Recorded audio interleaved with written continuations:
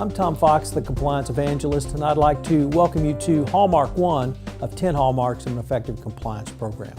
Hallmark number 1, of course, is tone at the top, top management, the board of directors, and how you move that throughout an organization. A leadership's conduct is the top, is what the Department of Justice has told us in the evaluation of corporate compliance programs.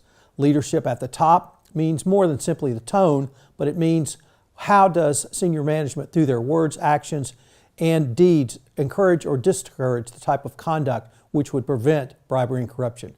What concrete actions have they taken to demonstrate leadership in the compliance and remediation efforts of the company? And does the company monitor its senior leadership's behavior? How is senior leadership model proper behavior to the subordinates? But it's more than just the top, because you have to move compliance down through the organization. The muddle in the middle and the tone at the bottom. The tone at the bottom means how has the tone of compliance moved all the way through an organization down to the very lowest level of its employees. Many employees look to their senior managers as their senior leadership. So what tools have you given a middle manager for your compliance program? Training and continued communications to the middle management is a key element so that they can move it down. But it's more than simply tone at the top, moving down through an organization in the middle to the bottom. It's also the board of directors and operationalizing compliance. What's the role of the board of directors as laid out in the evaluation of corporate compliance programs? The Department of Justice has said it's more than simply oversight. It is board expertise around compliance. The board wants to see oversight. What steps has the board of directors taken? What has the board of directors done to support the compliance officer? And what has the board done to independently determine that a compliance program functions well within an organization? What expertise does the board of directors have to determine these questions independently? Is there a compliance professional on the board? These questions are all raised in the evaluation of corporate compliance programs.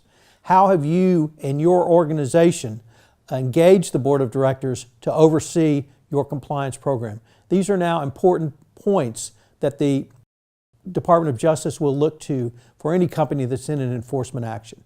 Is there a compliance committee on the board? Is there compliance expertise on the board? And how has the oversight affected the organization's compliance program going forward? What's the role and what is the direct line of reporting by the Chief Compliance Officer to the Board of Directors?